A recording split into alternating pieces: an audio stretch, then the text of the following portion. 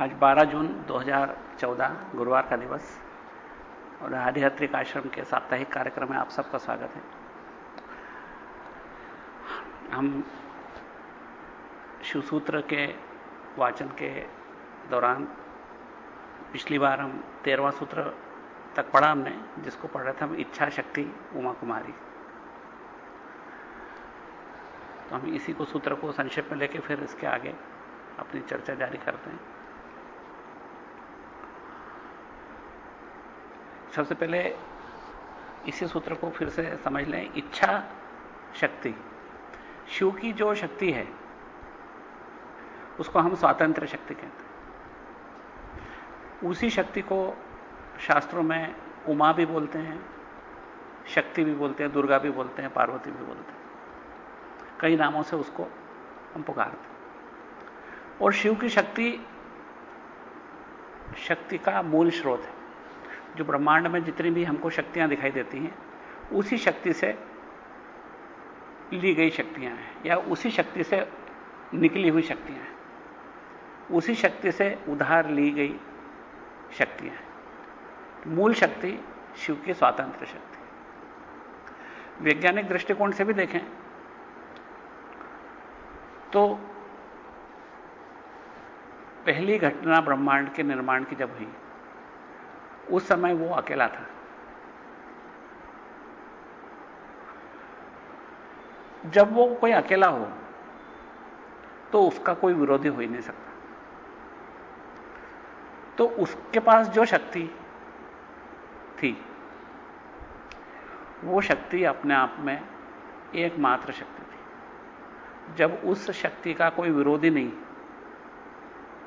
तो उस शक्ति से बड़ी शक्ति होने का कोई प्रश्न ही नहीं। और निर्विरोध शक्ति, उस निर्विरोध शक्ति से कोई भी कार्य संपन्न करवाना निश्चित रूप से संभव है। असंभव कुछ भी नहीं। क्योंकि कोई भी चीज में असंभाव्यता तब आती है जब उसका कोई विरोध हो, कोई शक्ति उसका विरोध करती हो। क्योंकि विरोध करने की कोई शक्ति नहीं, इसलिए उसमें असंभाव्यता जैसी कोई बात भी नहीं। इसलिए उस शक्ति को हम स्वातंत्र शक्ति कहते हैं। उसी को दुर्गा, उसी को उमा, उसी को पार्वती, और उसी को हम काश्मीर शिव दर्शन में स्वातंत्र शक्ति कहते हैं। तो ये शिव की वो शक्ति है जिसके द्वारा ब्रह्मांड का निर्माण हुआ।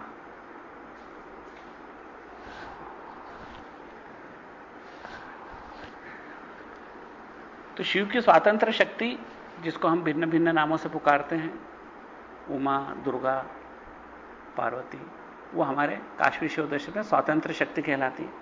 और चूंकि उस शक्ति का कोई विरोधी नहीं, इसलिए वो अपने आप में सर्वोपरि शक्ति है और स्वातंत्र शक्ति है।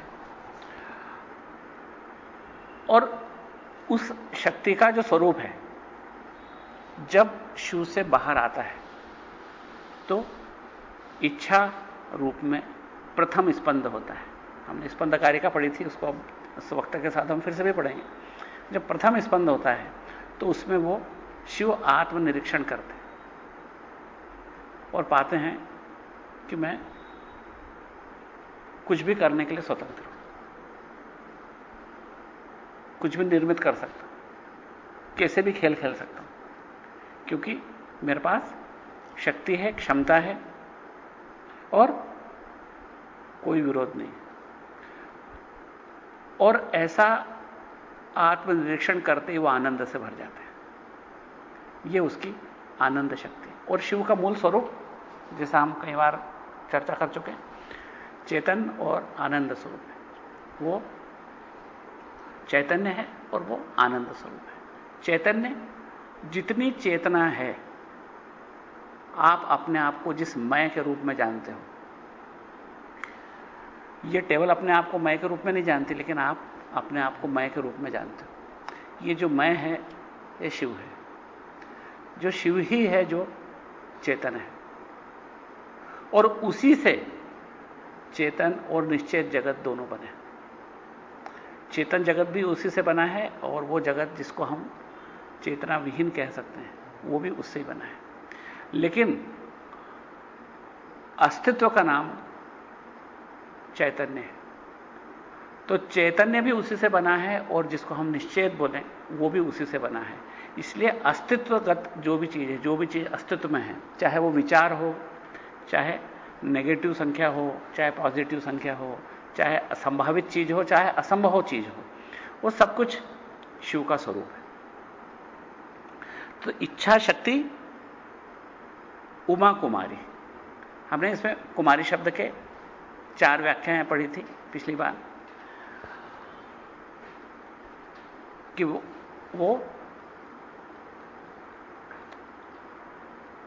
कुमारी क्यों कही जाती है? क्योंकि कुमारी शब्द का संस्कृत में एक मीनिंग है, जो क्रीड़ा करती है वो कुमारी है। यानी जो क्रीड़ा करे, सृष्टि ब्रह्मांड को बनाने की क्रीड़ा करे, स्थिति इस संसार को चलाने की क्रीड़ा करे, संहार जो इस संसार को वापस अपने में समेटने की क्रीड़ा करे, और तिरोभाव और अनुग्रह की क्रीड़ा करे। ये 5 शिव के कृत्य हैं जिसे हम कई बार पढ़ चुके हैं। तिरोभाव में वो अपना स्वरूप छिपा लेता है, ये भी शिव है, और हम जो बैठे हैं सब वो शिव हैं, और जो कुछ हमको दिखाई दे रहा है वो शिव है, लेकिन उसने अपना स्वरूप छिपा रखा है, हमको उसका स्वरूप दिखाई नहीं देता, इसलिए उसको हम बोलते हैं तिरोभाव, या अपने स्वरूप का गोपन, अपने स्वरूप को छिपा लेना। लेकिन 5वां उसका कृत्य है अनुग्रह, जब वो अपना स्वरूप प्रकट कर देता है, एक योगी के सामने अपना स्वरूप प्रकट कर देता है, और तब हम उस हर वस्तु, हर विचार, हर भाव्य और संभावित चीज को शिव के स्वरूप में देखने लग जाते हैं। तो ये हमारा पंच कृत्य है शिव का। तो ये 5 चीजों को कृत्य करने वाली का नाम है कुमारी, क्योंकि ये शिव की वो शक्ति, इच्छा शक्ति, उसी से 5 चीजें होती। जब उसने आत्मनिरीक्षण किया, जिसको बोलते हैं हम विमर्श, आत्मविमर्श किया, और उस आत्मविमर्श के द्वारा उन्होंने अपने आप को पहचाना। उसमें शिव शक्ति के बीच में कोई भेद नहीं है। फिर भी विचारकों का कहना है कि उसके जो 2 स्वरूप हैं या 2 पहलू हैं जो अभिन्न हैं, लेकिन उनके स्वरूप में थोड़ी सी भिन्नता है। शिव चेतन स्वरूप है और शक्ति प्रकाश स्वरूप है। शिव चेतन स्वरूप, जितनी चेतना है, जितना अस्तित्वगत चेतना है, वो समस्त शिव स्वरूप है, और उसके द्वारा जो कुछ प्रकाशित है, जो कुछ एग्जिस्टेंस में है, जो कुछ अस्तित्व में लाया गया है, वो शक्ति स्वरूप है। इसलिए पदार्थ या जो कुछ भी हमारे को आसपास दिखाई देता है, यहां तक कि अंतरिक्ष और समय भी मूलतः शक्ति का स्वरूप है। समय भी शक्ति से ही बना है, अंतरिक्ष भी शक्ति से ही बना है। ये हमारा वैज्ञानिक सत्य भी है। अंतरिक्ष को हम कभी कभी समझ लेते हैं सब खाली जगह है, पर एक खाली जगह भी बनी थी, ये खाली जगह भी नहीं थी। कभी कभी बचपन में हमको ख्याल आता था कि आसमान कहां तक है, और अगर किसी ने बोल दिया कि वहां तक है, तो फिर अगला प्रश्न था फिर उसके बाहर क्या है, क्योंकि हमारे दिमाग में अनंत की कोई कल्पना नहीं होती। तो अंतरिक्ष का भी निर्माण हुआ था, उसी के साथ समय का निर्माण हुआ था, और ये सब अस्तित्वगत वस्तुएं और विचार और जीव जंतु और निश्चित चीजें सब कुछ उसी समय बनी थी, और उस अस्तित्व का नाम है प्रकाशित होना, अस्तित्व में आना, और वो सब कुछ शक्ति का स्वरूप है। इसलिए चेतना जहां है, चेतनता जहां है, वो शिव है, जहां अस्तित्व स्वरूपता है वो शक्ति या प्रकाश स्वरूपता है। तो इच्छा शक्ति, शिव की जो इच्छा शक्ति है, वही उमा कुमारी है, वही पार्वती है, वही देवी है, वही शक्ति है। शक्ति यानी समस्त शक्तियों की स्रोत। संसार में जो कुछ ये पंखा चल रहा है, तो इसकी शक्ति का भी स्रोत अगर हम ट्रेस करें, अनुसंधित्सा करें, उसको पीछे पीछे ले जाएं, तो हमको वहीं पर वही स्वतंत्र शक्ति दिखाई देगी। उसी स्वतंत्र शक्ति से पंखा चल रहा है, उसी स्वतंत्र शक्ति से हम बोल रहे हैं, उसी स्वतंत्र शक्ति से आप सुन रहे हैं, और उसी स्वतंत्र शक्ति से हम सांस ले रहे हैं। समस्त शक्तियां उसी स्वतंत्र शक्ति की हिस्से हैं, उस स्वतंत्र शक्ति के हिस्से हैं, छोटे छोटे। इसलिए कोई भी हिस्सा अपने मूल से बड़ा नहीं हो सकता। जैसे दुनिया में अगर एक ही बैंक है और सारे लोग उसी से उधार लेते हैं, तो किसी के पास भी उस बैंक से ज्यादा धन नहीं हो सकता, क्योंकि सारा धन उसी से लिया है, तो उससे ज्यादा धन किसके पास हो सकता है? और संसार के धन का स्वामी बनना है तो उस बैंक का स्वामी बन जाइए, तो पूरे संसार का धन आपका हो जाएगा। ऐसे ही जब शिव स्वरूपता प्राप्त होती है तो वो बन जाता है चक्रेश्वर, यानी इस ब्रह्मांड का स्वामी बन जाता है। इसलिए शिव स्वरूपता अपने आप में सर्वोच्च पुरुषार्थ है, सर्वोच्च पुरुषार्थ है शिव स्वरूपता। उमा कुमारी का एक और मतलब हमने निकाला था कि जो कुम मारयति स कुमारी, जो भिन्नता के ज्ञान का नाश करे। कुम मारयति, कुम का मतलब होता है भिन्नता का ज्ञान, जो अपर ज्ञान है, जो परा ज्ञान नहीं है, अपरा ज्ञान है, छोटा ज्ञान है। जैसे मुझे ये लगता है कि आपका ये नाम है, आपकी ये उम्र है, आप कहां से आए हो, आप किस समाज के हो, किस जाति के हो, ये सब अपर ज्ञान है, परा ज्ञान नहीं है, ये छोटा ज्ञान है, ये इंद्रियजन्य ज्ञान है। ये इंद्रियजन्य ज्ञान परा ज्ञान नहीं हो सकता।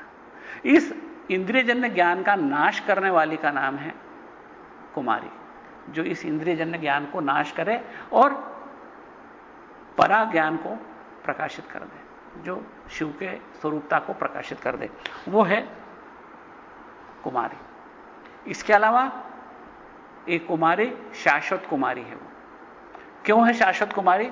क्योंकि विवाह के लिए दो चाहिए,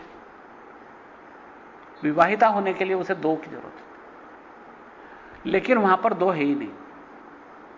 वो शिव के साथ अभिन्न है, इसलिए वो चिर कुमारी है, क्योंकि वो अपने आप में ही भोक्ता भी है और अपने आप में भी भोग्या भी है और अपने आप में भोग भी है। इसलिए उसके जो तीन की भिन्नता है हमारे को, जैसे हम करते हैं भोजन, भोजन करने वाला और भोजन करने की क्रिया, ये तीनों चीजों का हम अलग अलग समझते हैं। ये तीनों चीजें वास्तव में उसी इच्छा शक्ति से निकली हैं, इसलिए उसमें भिन्नता है ही नहीं, इसलिए उसको चिर कुमारी बोलते हैं। चौथी एक व्याख्या और है इसी सूत्र की, इच्छा शक्ति उमा कुमारी की, जिसे क्षेमराज जी की व्याख्या में बताया गया था कि जैसे उमा ने शिव का ध्यान करते करते, सतत शिव का ध्यान करते करते वो स्वयं शिव स्वरूप हो गई थी, उसे और कुछ ख्याल आता ही नहीं था, सिवा शिव के और कोई ध्यान नहीं आता था, इसलिए वो स्वयं शिव स्वरूप हो गई थी। तो योगी भी परम चेतना का ध्यान करते करते स्वयं परम चेतना स्वरूप हो जाता है, शिव का ध्यान करते करते शिव स्वरूप हो जाता है।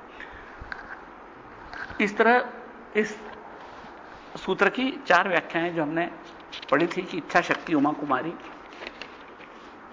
इसके आगे जैसे हमने पिछली बार बात करी थी, एक बड़ा सुंदर सूत्र है दृश्यम शरीरम। ये सूत्र की दो व्याख्याएं हैं, दोनों बड़ी अच्छी हैं और दोनों में एक संदेश है, दोनों व्याख्याओं में एक एक संदेश है। दृश्यम शरीरम, पहला व्याख्या यह है, यह शरीर मेरा दृश्य है, यह शरीर मेरा दृश्य है। जैसे कि पंखा मेरा दृश्य है, यह बिल्डिंग मेरा दृश्य है, यह चटाई मेरा दृश्य है, वैसे यह शरीर भी मेरा दृश्य है। बोलता दृश्यम शरीरम, यानी शरीर मेरा दृश्य है, यानी मैं कौन हूं? इस शरीर को देखने वाला, इस मन को देखने वाला। मन मेरा बिलोंगिंग है, मन मेरा, जैसा मेरा चश्मा है, जैसा मेरा कमीज है, वैसा मेरा शरीर है, वैसा मेरा मन है, वैसा मेरी बुद्धि है, वैसे मेरा शरीर है। जैसे मैंने चश्मा आज है, कल बदल भी सकता हूं मैं, ये चश्मा पसंद नहीं आया दूसरा पहन लूंगा मैं, ये कमीज उतार के दूसरा पहन लूंगा मैं, मकान बदल लूंगा, इस मकान को छोड़ के दूसरे में चला जाऊंगा मैं। तो जिस तरीके से चश्मा मेरा दृश्य है, चश्मा मेरा गुलाम है, मैं चश्मे का मालिक हूं। चश्मा मेरा मालिक नहीं है, मैं चश्मे का मालिक हूं। इसलिए मैं चश्मे को तोड़ भी सकता हूं, मोड़ सकता हूं, बदल सकता हूं, फेंक सकता हूं, संभाल सकता हूं, मैं जो चाहूं उसके साथ करूं, क्योंकि मैं इसका स्वामी हूं। ऐसे ही मैं इस शरीर का स्वामी हूं। मैं इस शरीर को जैसे चाहूं वैसा रखूं, लेकिन मैं इस शरीर का मालिक हूं, मैं शरीर नहीं हूं। हमारे साथ एक गलती होती है कि हम इस शरीर को ही मैं समझते हैं। इस मन को मैं समझते हैं और इस बुद्धि को, इस अहंकार को मैं समझते हैं। मैं दुखी हो गया, सचमुच में मैं नहीं दुखी हो सकता, मन दुखी होता है, क्योंकि मन हमारा गुलाम है। लेकिन अक्सर वो गुलाम हम पर शासन करता है। जैसे कि एक दुकान में हमारा नौकर हम पर हुक्म चलाए, तो सांसारिक व्यवहार में तो हम उस नौकर को रास्ता दिखा देंगे कि तो अपने घर जा दो भैया, हम पर हुक्म नहीं चला सकता। तो दुकान हमारी, मालिक हम, तो हम पे हुक्म कैसे चला सकता है ना? लेकिन इस मन को हमने इतनी छूट दे रखी है, उसके गुलाम बन गए। आज हमारा मन नहीं है, आज ये काम तो करना था पर मन नहीं है ना? पढ़ाई तो करनी थी पर मन नहीं लग रहा है, सत्संग सुनना था पर मन नहीं है, मंदिर जाना था पर मन नहीं है। तो मन के हम सतत गुलाम बने रहते, हम मन के मालिक नहीं बन पाते। ऐसे हम बुद्धि के भी गुलाम हैं और इस शरीर के भी गुलाम हैं। तो ये शरीर हमारा दृश्य है। योगी क्या बोलता है कि ये शरीर मेरा दृश्य है। शरीर में सब आ गया, मन भी आ गया, बुद्धि भी आ गई, उसका अहंकार भी आ गया, ये शरीर के, ये चमड़ी भी आ गई, मांस मज्जा ये भी आ गई, हड्डियां भी आ गई, ये सब कुछ मेरा दृश्य है। मैं शरीर को देखता हूं। फिर मैं कौन हूं? मैं चेतन स्वरूप हूं जो इस शरीर में हूं। जिस दिन मैं निकल जाऊंगा तो ये शरीर का नाम बदल जाएगा, मुर्दा हो जाएगा। जब तक मैं हूं तब तक ये शरीर जीवित है। जब मैं निकल जाऊंगा तो जो निकलने वाला मैं हूं वो मेरा वास्तविक परिचय है और ये मेरा शरीर अवास्तविक परिचय है, जिसको मैंने गलती से माया के कारण जोड़ रखा है और इसको अपने शरीर के रूप में पहचानता हूं मैं। तो ये शरीर मेरा दृश्य है। एक सामान्य व्यक्ति कहता है ये शरीर मेरा अपना है, ये शरीर मैं हूं। अगर किसी ने आपके गाल पे थप्पड़ लगाई तो आप बोलोगे मेरे को थप्पड़ मार दी। किसी ने आपका अपमान किया तो आप बोलते हैं मेरा अपमान हो गया। सचमुच में इस शरीर का अपमान होगा, इस मन का अपमान होगा, बुद्धि का होगा, इस शरीर का ह्रास हो सकता है, लेकिन जो अपने आप को इसके अंदर चेतन स्वरूपता से पहचानता है उसका कोई कुछ नहीं बिगाड़ सकता है, क्योंकि वो ऐसी जगह जाके खड़ा हो गया जहां पर कि कोई उसको न चाकू से काट सकता है, न आग से जला सकता है, न पानी से भिगो सकता है। इसका एक श्लोक भी है संस्कृत में जो मुझे वर्तमान में ठीक से याद नहीं, लेकिन जब उस चेतनता की परिभाषा करते हैं तो उस श्लोक में कहता है जिसे न अग्नि जला सकती है, न पानी भिगो सकता है, न शस्त्र काट सकते हैं। वही मेरा वास्तविक परिचय है, वो मैं हूं। वो मैं हूं जहां खड़ा हूं जाके, उस जगह पे आपके न तो अस्त्र शस्त्र चलेंगे, न आप चाकू से मुझे काट सकते हैं, न जल से गीला कर सकते हैं, न आग से जला सकते हैं, क्योंकि वहां जाके खड़ा हूं जहां पर कि तुम्हारी पहुंच समाप्त हो जाती है। कोई मेरा कुछ भी नहीं बिगाड़ सकता है। उस समय मैं अपने आप का स्वामी हूं, अपना बादशाह हूं। तुम मेरा कमीज फाड़ सकते हो, चश्मा ले जा सकते हो, ऐसे मेरे शरीर का कुछ भी कर दो, टुकड़ा कर दो, लेकिन मेरा कुछ नहीं बिगाड़ सकते। और यही बात जो इतिहास में हमने एक सुनी थी अनल हक की।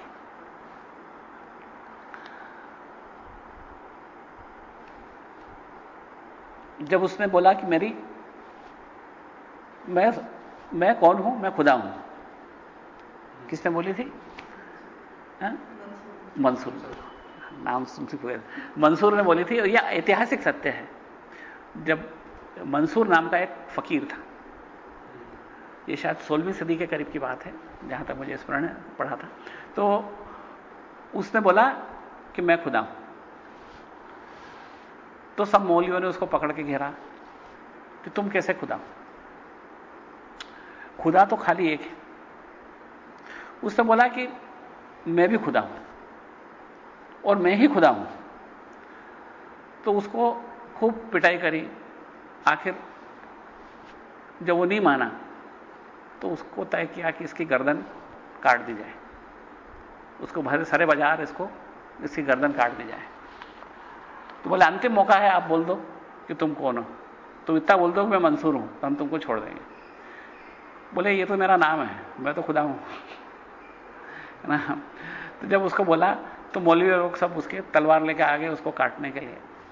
तो खूब जोर जोर से हंसने लगा वो। तब इन लोगों को सब अजीब लगा कि हंस क्यों रहा है। तो उसने बोला जो जल्लाद था, उसकी गर्दन काटने आया था कि तुम क्यों हंस रहे हो? हंसी तो हमको आना चाहिए तुम्हारी बेवकूफी पे, तुम क्यों हंस रहे हो? उसने बोला तुम मेरी बेवकूफी पे हंस रहे हो, मैं तुम्हारी बेवकूफी पे हंस रहा हूं, तुम मेरे को काट ही नहीं सकते। बोले क्यों नहीं काट सकते? अभी काट के बता देते हैं।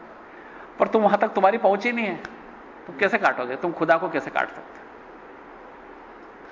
खैर उनकी मोटी चमड़ी में, मोटे दिमाग में यह बात आना संभव नहीं थी, क्योंकि जो कट्टरता के नशे में होते हैं उनको वास्तविकता कभी दिखाई देती नहीं।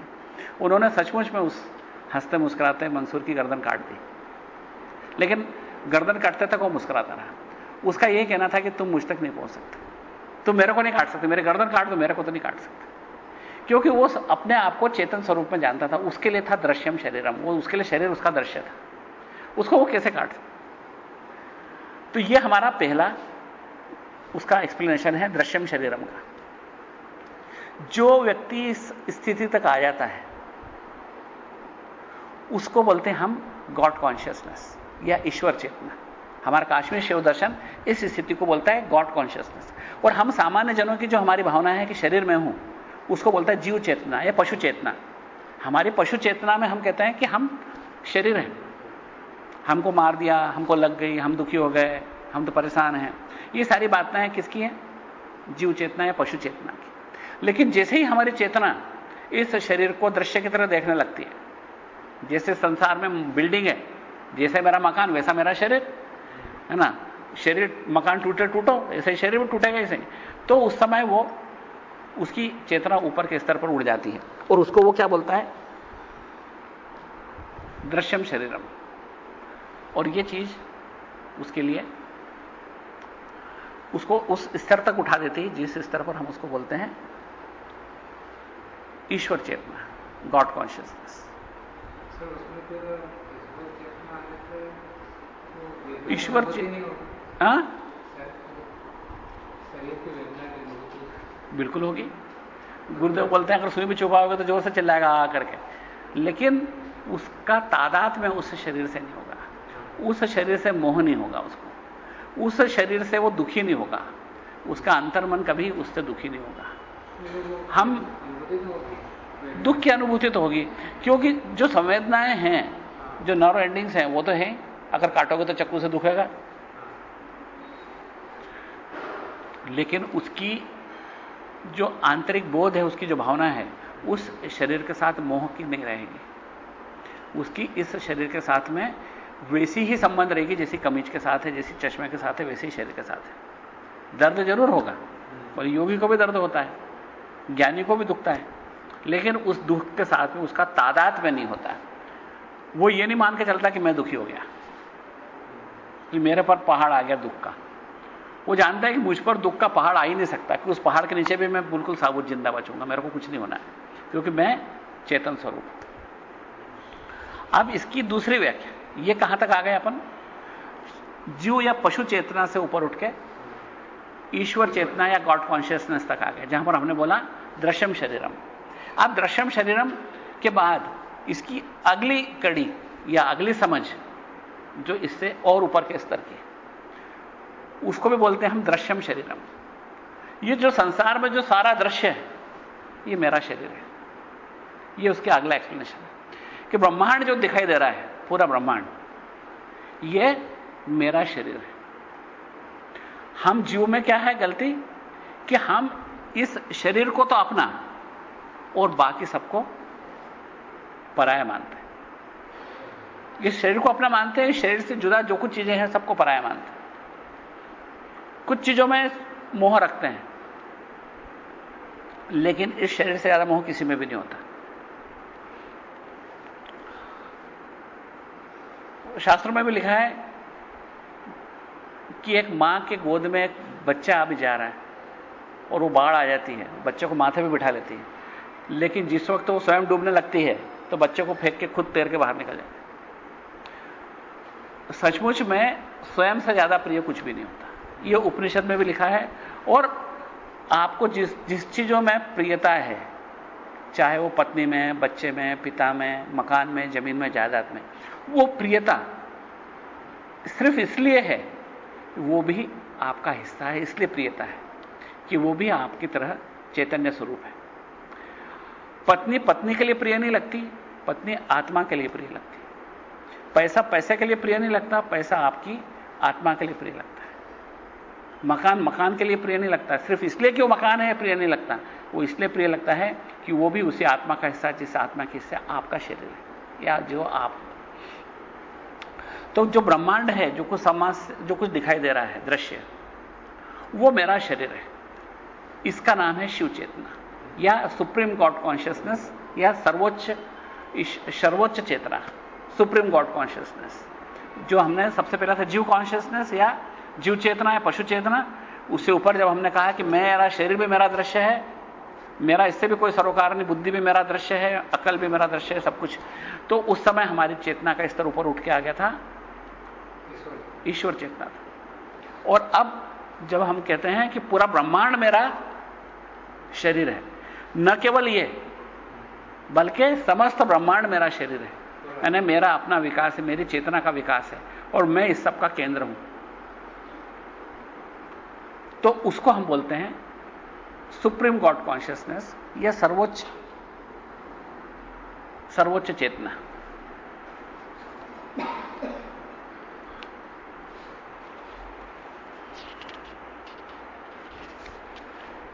उस समय उस ब्रह्मांड के प्रति उसकी नजर कैसी होती है, अपन दो शब्द दो लाइनों में समझ सकते हैं। एक तो समुद्र जिस नजर से लहर को देखता है, क्या उसको लहर अपने से अलग कुछ दिखाई देगी, या अग्नि अपने से लपट को किस तरह देखेगी? जो अग्नि से निकलने वाली लपटें हैं उसको अग्नि किस तरह देखेगी? क्या अपने से अलग कुछ देख सकती? लहरें समुद्र से अलग कुछ हैं क्या?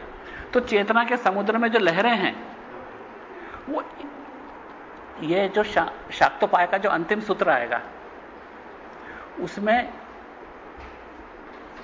और इसमें एक साम्य है, उसमें यही बात बताएगी कि चेतना के समुद्र जो है उसमें जो लहरें हैं उन भिन्न भिन्न लहरों के ही नाम हैं। जो हम हैं, जीव जंतु हैं, ये दरी है, मकान है, ये बिल्डिंग है, समुद्र है, ये सब कुछ उसमें लहरें, भिन्न भिन्न लहरें हैं चेतना के समुद्र की। तो उससे चेतना के समुद्र से अलग कुछ नहीं। और आपका जहां जैसे ही आप उस चेतना के साथ अपना तादात्म्य बना लेते हैं, ये सब कुछ आपको अपना दृश्य दिखाई देने लग जाता है।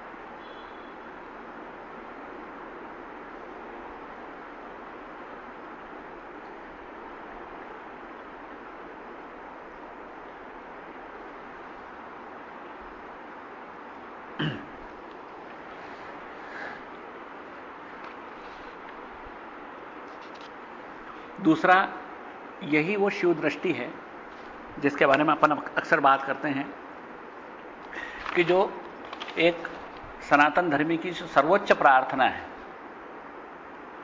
वो यही है कि हे ईश्वर, तू जिस दृष्टि से इस संसार को देखता है वो दृष्टि मुझे दे दे।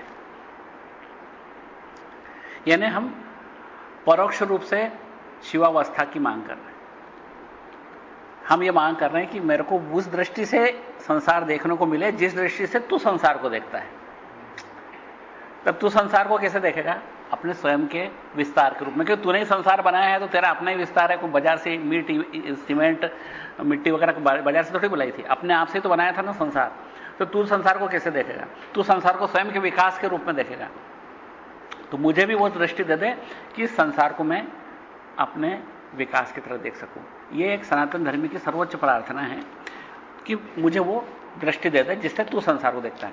तो जब कोई व्यक्ति इस स्थिति तक आ जाता है, संसार को अपने शरीर की तरफ देखता है, तो वास्तव में वो तीनों अवस्थाओं में जागृत होता है। जागृत में भी जागृत होता है, स्वप्न में भी जागृत होता है, निद्रा में भी जागृत होता है। क्यों? कि इसका शरीर सोता है, उसकी मन बुद्धि अहंकार जागते सोते हैं, लेकिन वो हमेशा उसमें एक जागृत अवस्था में रहता है। इसलिए उसको सब स्वातंत्र मिल जाता है, स्वप्न स्वातंत्र, निद्रा स्वातंत्र। पूर्ण स्वतंत्र शक्ति के साथ जोड़ने के साथ उस पूर्ण स्वतंत्र उसका अपना अस्तित्व हो जाता है। यहां तक कि जब वो शरीर छोड़ता है, जिसको हम काश्मीर शिव दर्शन में शून्यावस्था बोलते हैं। शून्यावस्था मतलब वो अंतिम क्षण जब आप इस शरीर से जुदा हो रहे हो, इस शरीर को त्याग रहे हो, इस शरीर से वो चेतना अलग, जीव चेतना अलग हो रही है। और वो क्या क्या लेके अलग हो रही है? एक पुरेष्टक को लेकर अलग होती है। हमने कई बार उसकी बात करी। वो पुरेष्टक को लेकर अलग होती है। उस पुरेष्टक में क्या है? आपके कर्मों का लेखा जोखा है। वो सारे कर्मों का लेखा जोखा है जो आपने किए। हां, उस पुस्तक में न तो आपकी पासबुक साथ में जा रही है, न चेकबुक साथ में जा रही है, न कोई अलमारी साथ में जा रही है, न मकान जा रहा है साथ में, न बच्चे जा रहे हैं, न पत्नी जा रही है, न पति जा रहा है, न पिता जा रहा है साथ में, कुछ भी नहीं, न रिश्तेदार साथ में जा रहे हैं, न कोई बैंक बैलेंस साथ में जा रहा है। लेकिन हमारे साथ में जाएगा क्या? जो हमने जो कुछ जिस जिस भावना से कार्य किया है वो साथ में जाएगा। कार्य भी नहीं, वो उसके पीछे की भावना है। हम इस बारे में अच्छी तरह समझ चुके हैं। जहां दिव्यता है कार्य में, वो कार्य अच्छे बुरे की श्रेणी में नहीं आता, दिव्य है। जो कार्य में दिव्यता नहीं है, फिर वो अच्छे बुरे की श्रेणी में नहीं आता, वो अदिव्य है। अदिव्य हमेशा कर्मफल पैदा करता है। चाहे हम उसको बुरा करें, बुरा फल मिलेगा, अच्छा करें, अच्छा फल मिलेगा, लेकिन फल जरूर मिलेगा, क्योंकि उसमें दिव्यता नहीं है। चाहे हम गरीबों की सेवा करें, चाहे मुफ्त में किसी का काम करें, चाहे ठंड में टूटे तो लोगों को कंबल बांटें, उसका भी फल मिलेगा, अच्छा फल मिलेगा, लेकिन फल जरूर मिलेगा। लेकिन आध्यात्मिक व्यक्ति चाहता है कि मेरे को फल ही नहीं मिले, मेरे को फल चाहिए ही नहीं। एक धार्मिक व्यक्ति वो है जो फल की कामना से मुक्त है। वो कहता है कि मैं कंबल तो दे रहा हूं, मेरे पास 2 पड़े, एक तू ले जा, और भगवान के लिए मेरे को आशीर्वाद में मतलब कहीं नहीं चाहिए, मुझे कंबल देना है। लेकिन उसके पीछे उसमें देने का भाव बिल्कुल भी नहीं है। क्यों? वो क्या बोल रहा है मालूम? ये मेरा मालिक का कार्य है, माय मास्टर्स जॉब। जैसे मैंने बोला ना कि मेरा वर्कर अगर जाके कोई काम करता है तो उसको कोई फल नहीं लगेगा। वो रिश्वत भी मेरे बिहाफ पे देने जाता है तो पाप का भागी वो नहीं बनेगा। वो कंबल भी मेरे बिहाफ पे बांटने जाता है, मेरे वजह से बांटने जाता है, मेरे दिए हुए कंबल वो गरीबों में बांटने जाता है, तो उसको पुण्य भी नहीं लगेगा। क्यों? क्योंकि वो तो उसके मास्टर का काम कर रहा है, उसके स्वामी का काम कर रहा है, जिसके पैसे पर वो काम नौकरी कर रहा है उसका काम कर रहा है, इसलिए उसको पाप पुण्य का भागी नहीं बनता है। लेकिन हम क्यों बनते हैं? मैंने कंबल दिया, मैंने गरीब की सेवा की, मैंने मकान बनवाया, मैंने अस्पताल बनवाया, मैंने ये जमीन दान दी, और उस वक्त हम कर्मफल के भागी बन जाते हैं। उन कर्मफल को भोगने के लिए हमको नए जन्म लेना पड़ते हैं, उन नए जन्म हमसे नए कर्म होते हैं, उसके बाद में फिर इसी चक्री में हम गोल गोल घूमते रहते हैं। लेकिन हमारा जो ज्ञान मार्ग है उसमें हम लोगों की एक ही प्रार्थना होती है कि प्रभु कर्मफल से बचा दें।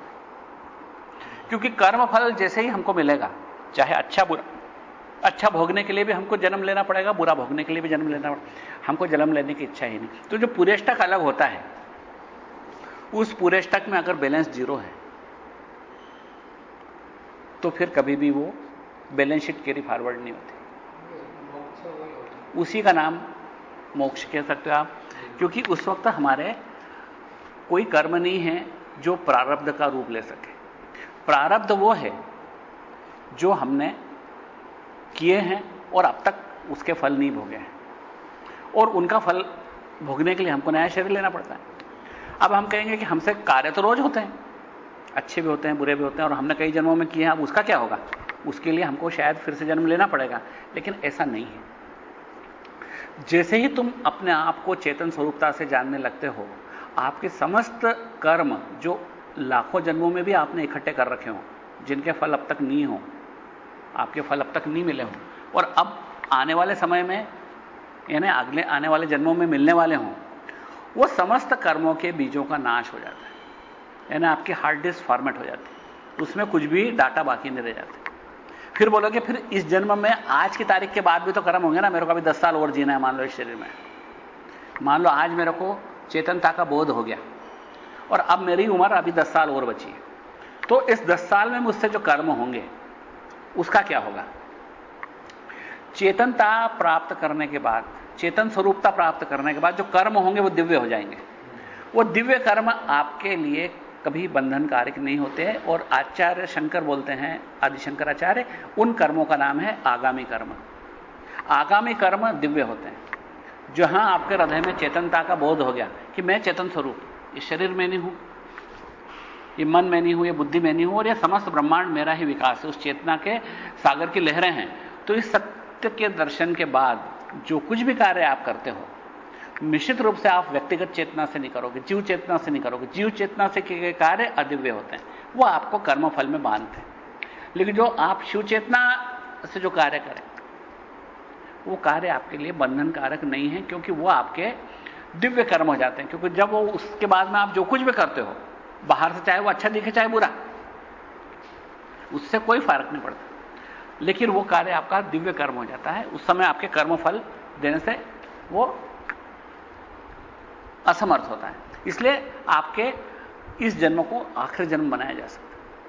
आप अब तक के कर्मों को ज्ञान से नष्ट कर सकते हो, और ज्ञान मिलते ही आने वाले जीवन के अंदर जो आपको सुख दुख उठाना पड़ेगा या जो कुछ भी करना पड़ेगा, जीवन यापन के लिए कार्य करना पड़ेंगे, वो आपके लिए बंधन कारक नहीं होंगे, क्योंकि वो आगामी कर्म हो जाते हैं। उसमें एक दिव्यता आ जाती है, क्योंकि आप हमेशा उस माय मास्टर्स जॉब की तरह करते हो कि मेरे मालिक का काम है, वो जीवन यापन के लिए जो कुछ भी करना है वो मुझे इस शरीर को संभाले रखना है जब तक कि प्रारब्ध पूरा नहीं हो जाता। तो यह था हमारा दृश्यम शरीरम। अब अगला यानी 15वां सूत्र है, इसमें टोटल बात,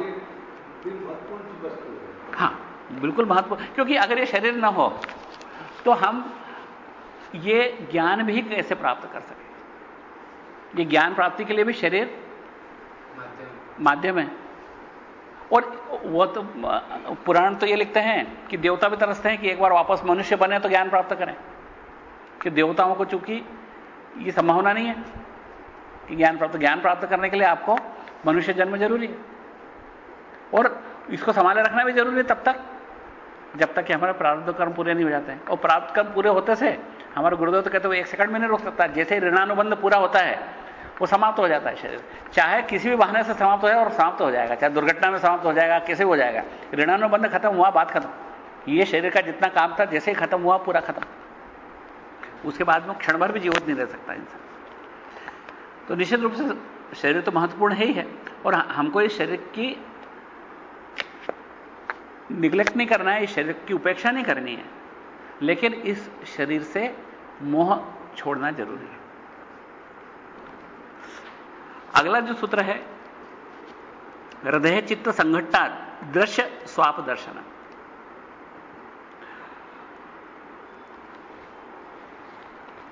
योगी जो होता है, जब अभी हमने बात करी जिस पूरे ब्रह्मांड को अपने शरीर की तरह देख रहा है, अब वो व्यक्ति जब रोजाना उठता है, बैठता है, चलता है, घर का काम करता है, तो उसके विचार, उसकी भावनाएं, उसकी इंद्रियां कैसा व्यवहार करती हैं। हृदय का मतलब होता है यहां पर इस सूत्र के निमित्त, हृदय का मतलब होता है परशु या सर्वोच्च चेतना। चित्त यानी उसकी जो मनोवृत्ति है। तो हृदय चित्त संघट्टाद दृश्य स्वाप दर्शनम, उसका हृदय पर सतत चित्त स्थिर होता है, अपने वास्तविक स्वरूप पर उसका चित्त स्थिरता से बना रहता है, वहां से वो भटकता नहीं है। और दृश्य स्व आप दर्शनम, उसमें इस समस्त दृश्य यानी ब्रह्मांड में वो सतत शिव के दर्शन करता है, उसको शिव स्वरूपता के दर्शन सतत होते हैं, यानी उसको वो शिव दृष्टि मिल जाती है, वो दृष्टि मिल जाती है जिसके द्वारा वो संसार को उस दृष्टि से देखता है जिस दृष्टि से शिव देखता है। इसके आगे अगला सूत्र है शुद्ध तत्वानुसंधानाद व अपशु शक्ति। इस शुद्ध तत्व है ना परशिव या हमारी सुप्रीम गॉड कॉन्शियसनेस, सर्वोच्च चेतना पर ध्यान करने से हमको शिव की शक्ति के स्वामी बन जाते, स्वतंत्र शक्ति के स्वामी बन जाते हैं। इसके क्या परिणाम होते हैं वो अगले सूत्र में बताएंगे। शुद्ध तत्वानुसंधानाद व अपशु शक्ति। अपशु यानी शिव, जो पशु नहीं है, जो जीव चेतना में बंधा हुआ नहीं है, जो प्रखर चेतना है, जो चेतना उस जीव चेतना से मुक्त हो चुकी है, जो जीव भाव से मुक्त हो चुकी है, वो अपशु शक्ति है। यानी शिव की सर्वोच्च चेतना, उससे हम एक हो जाते हैं। उसमें विश्व हमें अपने प्रमात्रता और प्रमेयता के भेद से रहित दिखाई, हमको न तो विश्व में प्रमेयता दिखाई देती है कि ये है, वो है, ये है, और न मैं दिखाई देता है, वरन वो उन सब में एकता का अनुभव करता है। ये इसके पहले में हम एक बार थोड़ा सा पहले भी पढ़ चुके हैं कि जब वो कोई कार्य करता है तो उस कार्य करने वाले और जिस पर कार्य किया जा रहा है उन तीनों को एक साथ देखता है। इस योगी की, जैसे आपने कहा ना कि इंद्रियां कैसे काम करेगी, कि वो इस कुर्सी को देख रहा है या टेबल को देख रहा है, तो न केवल वो टेबल को देखेगा बल्कि इस टेबल को देखने वाले को भी देखेगा। वो अगर किताब पढ़ रहा है तो वो किताब, हम भी किताब जब पढ़ते हैं तो किताब को देखते हैं, और बहुत गहराई से पढ़ते हैं तो बहुत गहराई से उस किताब को देखते हैं, लेकिन उस पढ़ने वाले को भूल जाते हैं जो किताब पढ़ रहा है। हमारी निगाह उस पढ़ने वाले पर से दूर चली जाती है। लेकिन योगी अलग खड़ा होकर किताब पढ़ने वाले को और पढ़ी जाने की क्रिया को भी देखता है। इन तीनों का अलग से दर्शन करता है और तीनों में उसको अभेद दिखाई देने लगता है, क्योंकि ऐसे लगता है जैसे तीनों किरणें हैं जो मुझसे निकली हैं। मेरी अपनी चेतना से निकलने वाली 3 किरणें हैं, एक तो है प्रमेय, एक प्रमात्र और एक प्रमाण। ये तीनों किरणें उसको अपने से निकलती हुई दिखाई देती हैं, इसलिए वो इन तीनों को एक साथ देखता है। अब इसके आगे 7वां सूत्र बोलता है वितर्क आत्मज्ञानम। वितर्क आत्मज्ञानम, वो योगी, उसी का वर्णन हो रहा है जिस योगी ने अपने आप की चेतना को शिव चेतना तक ऊपर उठा लिया, उसी की बात हो रही। अब वो जो भी सोचता है, जो निर्णय लेता है, वो उसका आत्मज्ञानी है, क्योंकि वो केंद्र पर खड़ा होकर शिवावस्था को प्राप्त करके स्वतंत्र शक्ति का स्वामी होकर जो कुछ भी सोचता है वो उसका आत्मज्ञानी है। जो कुछ बोलता है, जो कुछ निर्णय लेता है, वो शिव का निर्णय ही है। और जो कुछ भी वो चाहता है वो शिव की इच्छा है, उससे अलग कुछ भी नहीं। क्यों? कि वो जहां खड़ा है, जिस जगह पे, वो शिव से अभिन्न हो चुका है। उसकी जो इंडिविजुअल आई है, जो मैं क्या बोलता हूं, जैसे मैं, तो मैं अपने शरीर को मैं बोल रहा हूं, वो भी मैं बोलता है, लेकिन वो मैं शिव के लिए बोलता है। उसकी यूनिवर्सल आई तक पहुंच जाता है, उसकी जो अपना मैं है उसका, और वो शिव दृष्टि तक पहुंच जाता है। और उस समय वो जो कुछ सोचता है, जो कुछ निर्णय लेता है, जो कुछ बोलता है, वो शिव के अनुकूल, शिव की इच्छा के अनुकूल बोलता है। हम कह लेंगे वो जो चाहे वो कर सकता है, लेकिन उसकी जो इच्छाएं हैं हमारी इच्छाओं से बहुत भिन्न है। हमारी इच्छाएं इंद्रियों से पैदा होती है। बहुत प्यास लग रही है तो पानी मिल जाए तो अच्छा, ठंडा वाला पानी मिल जाए तो बहुत अच्छा लग जाए, और बड़ी बदबू आ रही, बदबू दूर चल जाए, कुछ अच्छी खुशबू मिल जाए, है ना, बड़ा कोलाहल है, जरा कोई शांति दे दे कानों में। तो हमारी सामान्य इच्छाएं हमारी इंद्रियजन इच्छाएं, इंद्रियों से हटके इच्छाएं नहीं। उसकी इच्छा उसकी चेतना से निकलती, और उसकी इच्छा सदा कल्याणकारी होती है। क्यों? शिव का मतलब ही होता है कल्याण। शिव का मतलब ही होता है कल्याण। शिव का शाब्दिक शब्द का ही मतलब होता है कल्याण। अगला सूत्र है लोकानंद समाधि सुखम। अब वो व्यक्ति या योगी जब बैठता है, उठता है, चलता है, उसके विचार शिव के विचारों से एक है, उसकी इच्छा शिव की इच्छा से एक है। अपन ये भी पढ़ चुके हैं कि वो एक कितना भोला इनोसेंट सा हो जाता है। इसके पहले पढ़ा था अपन ने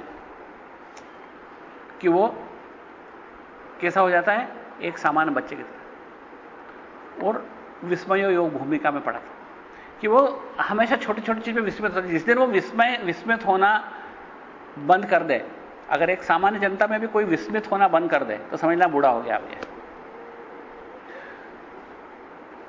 विस्मय एकदम ईश्वर के करीब है, और विस्मय न होना ईश्वर से दूर हो जाता है।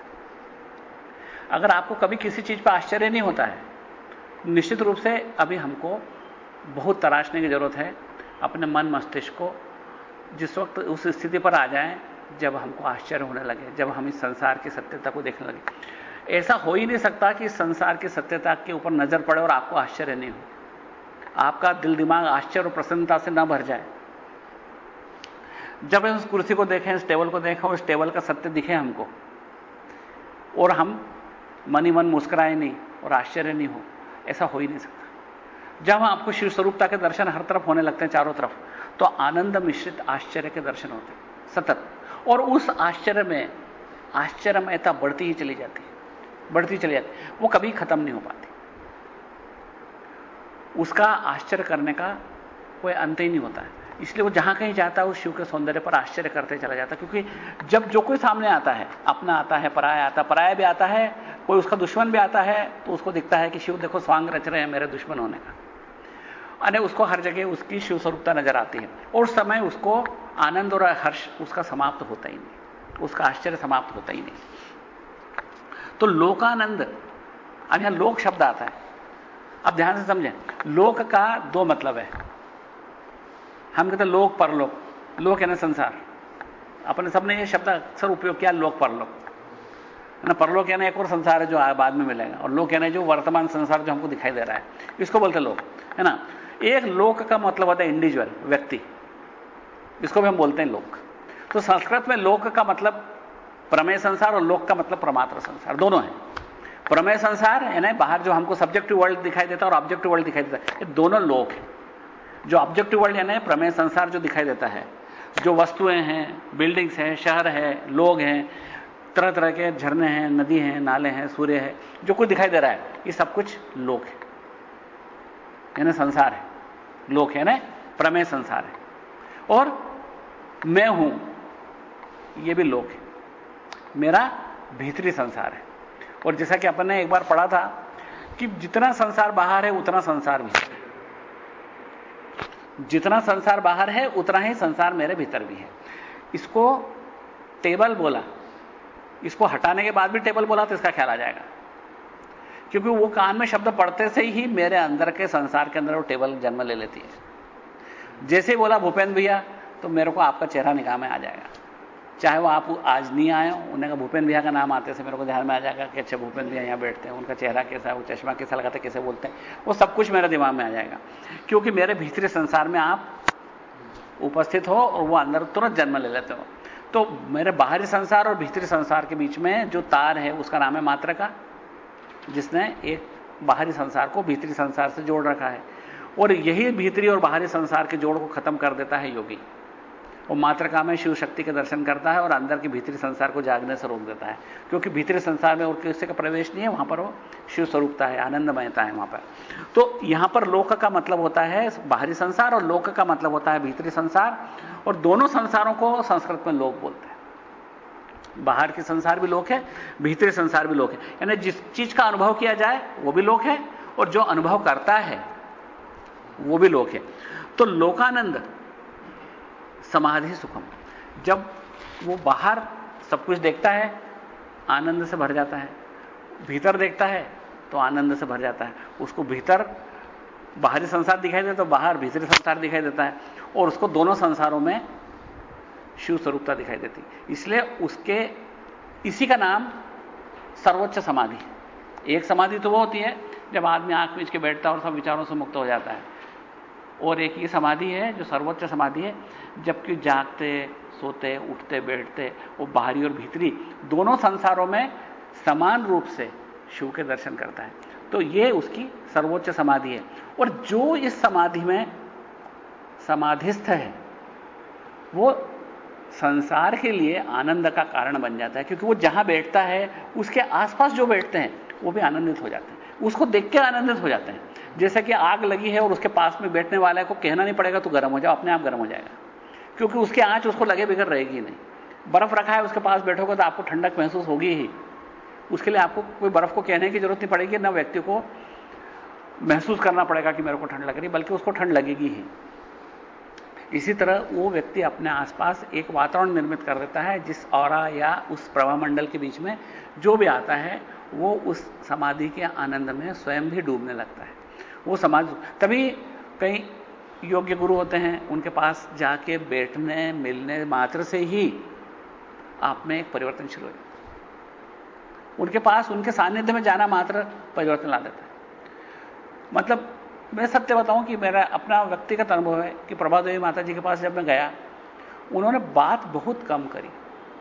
4 दिन उनके पास रखा, चौथे दिन वापस आया, बात बहुत कम करी, लेकिन उन्होंने अपना साहित्य बताया, अपनी डायरियां बताई, प्रेम से बोली, समय समय पर खाना खिलाया, चाय भी पिलाई, नाश्ता भी कराया, इधर उधर की बातें भी पूछी, सब करे। लेकिन वहां से आने के बाद एक समझ में अपने आप एक बदलाव आ गया। जो चीजें पढ़ने के बाद कुछ समझ में नहीं आई थी, वो उनकी कृपा दृष्टि मानता हूं मैं, कि उनकी जो दिव्य दृष्टि थी जो उन्होंने मुझ पर डाली, और उस द्रव्य दृष्टि का परिणाम आए बिगड़ कभी भी नहीं हो सकता। तो लोकानंद समाधि सुखम का मतलब होता है कि वो व्यक्ति इस संसार में भीतरी संसार में, बाहरी संसार में, दोनों संसारों के अंदर एक आनंद के भाव में रहता है। उसके आनंद को कभी कोई छीन नहीं सकता, उस आनंद को कोई कम नहीं कर सकता, क्योंकि बाहर आके कोई दुश्मन आए, मित्र आए, दोनों में उसको बराबरी से शिव के दर्शन होते हैं। तुम उसको सुख दो, दुख दो, अपमान करो, सम्मान करो, दोनों में उसको बराबर से आनंद आता है। इसलिए उसके आनंद को कोई ग्रहण लगा ही नहीं सकता।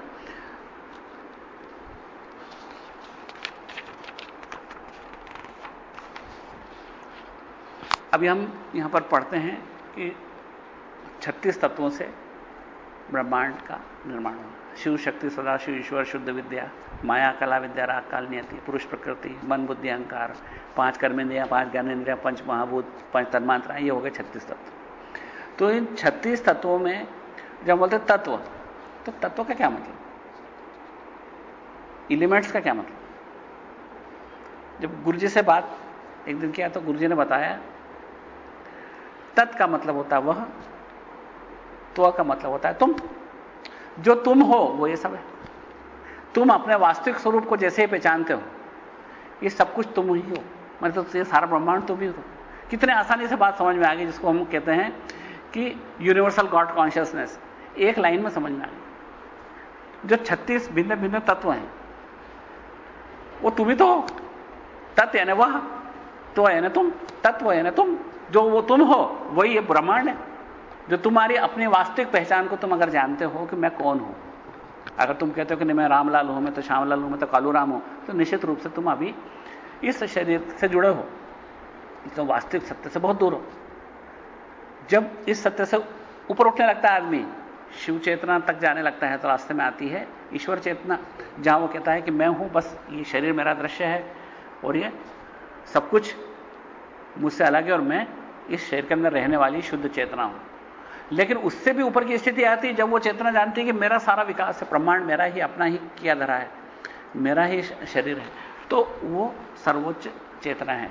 और वो 36 तत्व जिनसे पूरा ब्रह्मांड बना है, जो अभी अपन ने गिने, उन 36 तत्वों का मतलब यह है कि तुम्हारी अपनी वास्तविक चेतना से जैसे ही तुम्हारी अपनी पहचान होती है, तुम अपने आप को सत्य स्वरूप से जैसे ही जानने लगते हो, तुम जानते हो कि ब्रह्मांड मेरा ही विकास है। क्योंकि तत्व का मतलब ही यह होता है कि उस समय जब आप वास्तविकता सत्य के करीब हो, सत्य को जानते हो, जब तुम्हारा अपना वास्तविकता जो है, तुम्हारी अपनी जो सत्य है, वही सत्य है। ब्रह्मांड के तत्व यानी वही तुम हो। शिव तत्व वही तुम हो, शक्ति तत्व तुम ही हो, भू तत्व भी तुम ही हो, जल तत्व भी तुम ही हो, माया तत्व भी तुम ही हो। ये भिन्नता जो है तुमको दिखाई दे रही है, जिस भिन्नता के द्वारा ब्रह्मांड बना है, उस भिन्नता के हर हिस्से का सर्जक तुम खुद हो, उस हर हिस्से को बनाने वाले तुम खुद हो। आज थोड़ा सा समय बचा है तो हम अगले वाला एक सूत्र को और ले लेते हैं, क्योंकि ये छोटे छोटे सूत्र हैं जिनको समझने में, और ये 19वां सूत्र है, शक्ति संधाने शरीरोत्पत्ति।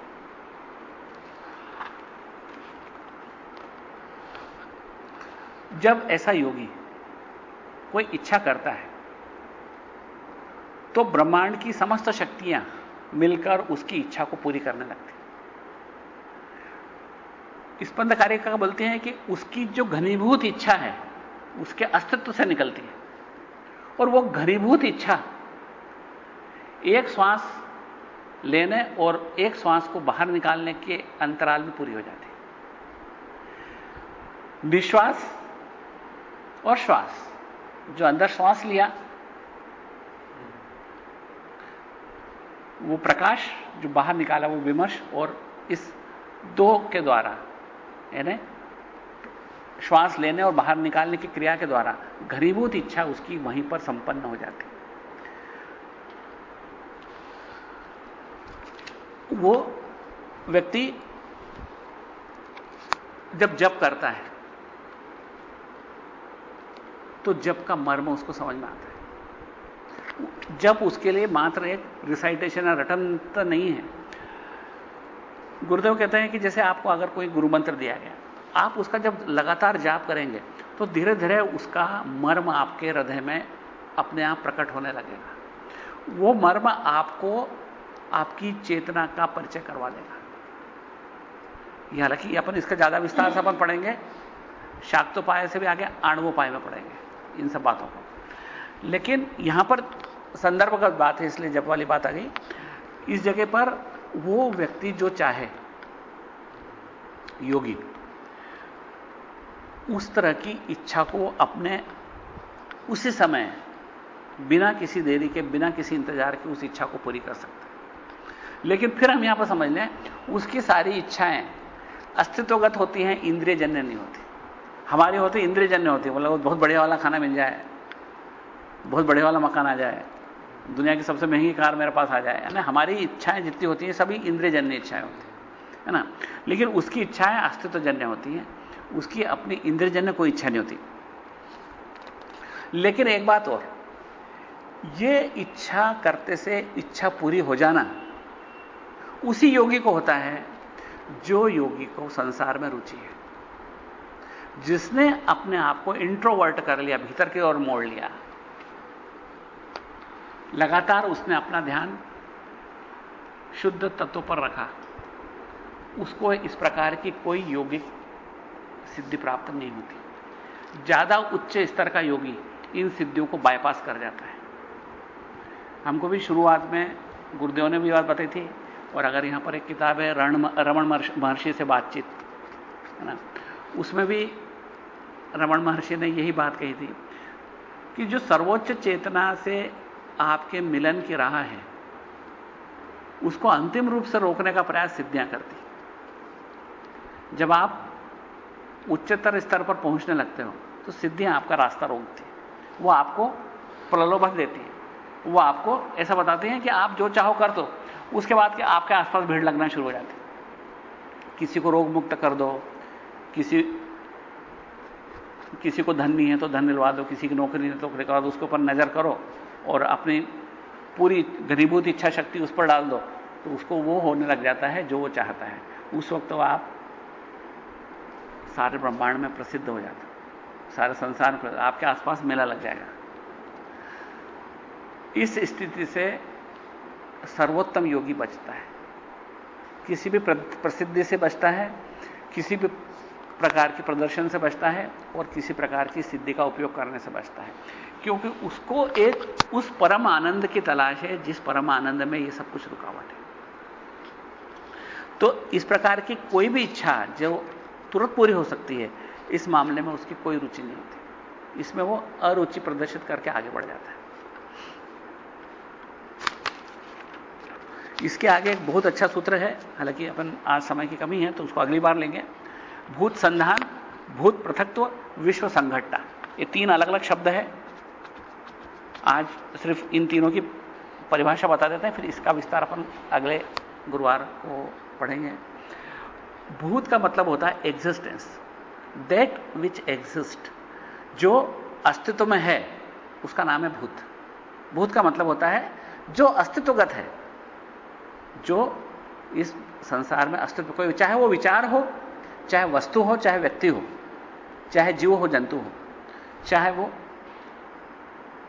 चट्टान हो, चाहे सूर्य तारे हो, जो कुछ भी अस्तित्व में है वो सब कुछ भूत की श्रेणी में आते हैं। और भूत पृथक्त्व यानी अपने आप को इस क्रिएशन, जैसे भूत है ना जो क्रिएटेड है, उस क्रिएशन से जो अपने आप को अलग कर लेता है, जिसमें सुस्वरूपता वही कर सकता है ऐसा, और इतना अच्छी तरह से अलग कर लेता है कि अगर आपके प्रारब्ध में कोई लकवा भी है तो अपने आप को अलग करके सब काम करके वापस उस शरीर को अपने में स्वीकार कर सकता है। और तीसरा है भूत संघट्टा, जो समय और स्थान की सीमाओं के पार जा सकता है। इस मामले में एक स्पंद कारिका में एक सूत्र था, जबकि हम किसी चीज को गौर से नजर करते हैं या उस पर अपनी इच्छा शक्ति प्रगाढ़ता से लगाते हैं, तब उस वस्तु के सत्य को देख लेते हैं। इसी तरह इस जगह पर उन्होंने बताया कि हम किसी भी चीज पर पूरी गहराई से अपनी इच्छा शक्ति से जब उसको देखते हैं तो उसके समय, स्थान, इस सब का उल्लंघन कर देते हैं। यानी हम उसके भूत को भी देख सकते हैं, उसके भविष्य को भी देख सकते हैं। चाहे आज मुझसे 100 किलोमीटर दूर क्या हो रहा है वो भी मैं देख सकता हूं, और तुम कहां से आ रहे हो भी देख सकता हूं, और कहां जाओगे उठ के ये भी देख सकते हो। है उसके आपके भविष्य भूत, किसी शहर के भी भूत भविष्य तक को देख सकते हैं। तो वो है भूत संघटन। तो ये 3 प्रकार की सिद्धियां हैं। जो एक है भूत, जिसका नाम है भूत संधान। भूत संधान का मतलब होता है आपको देख के मैं आपको रोग मुक्त कर दूं, या योगी आपको देखे आप रोग मुक्त हो जाओ, या आपकी इच्छा पूरी हो जाए। इसके लिए मुझे प्रार्थना नहीं करना पड़ेगी हे शिव इसको रोग मुक्त कर दे, हे शिव इसकी नौकरी लगा दे, हे भगवान इसका ब्याह करवा दे। मैं जो कहूंगा, मैं अंतरात्मा से चाहूंगा, वो मेरी घनीभूत इच्छा वो आपको तुरंत फलित हो जाएगी। अगर कोई रोगी आता है, मैं घनीभूत इच्छा करूंगा, शिव स्वरूपता को प्राप्त योगी के लिए शिव से प्रार्थना करने की कोई जरूरत नहीं, वो स्वयं ही वो कर सकता है। वो स्वयं ही रोग मुक्त कर सकता है, स्वयं ही आपकी चाहिए गई वस्तु को आपको दिलवा सकता है। उसमें उसका कोई स्वार्थ नहीं होता, उसके बावजूद कर सकता है। ये व्यक्तिगत इच्छा है। और एक होता है भूत संघटना के साथ में, जब कि वो सार्वजनिक इच्छा है, वो चाहे बरसात करवा दे, वो चाहे भूकंप ला दे, वो चाहे किसी देश का या किसी शहर का भविष्य बदल दे। इस तरह यौगिक शक्तियां उसको प्राप्त होने लगती हैं। लेकिन उन यौगिक शक्तियों की असीम यौगिक शक्तियां और सीमित 2 तरह की यौगिक शक्तियां होती हैं। इसके बारे में अपन अगली बार पढ़ेंगे कि सीमित यौगिक शक्तियां क्या होती हैं, असीम यौगिक शक्तियां क्या होती हैं, उनका उपयोग वो योगी कैसे करता है, और वो कैसे इनका उपयोग करने से इनकार कर देता है कि मेरे को इनका उपयोग नहीं करना। इस तरह हम इसके अंतिम चरण में आ गए हैं, शांभवोपाय के।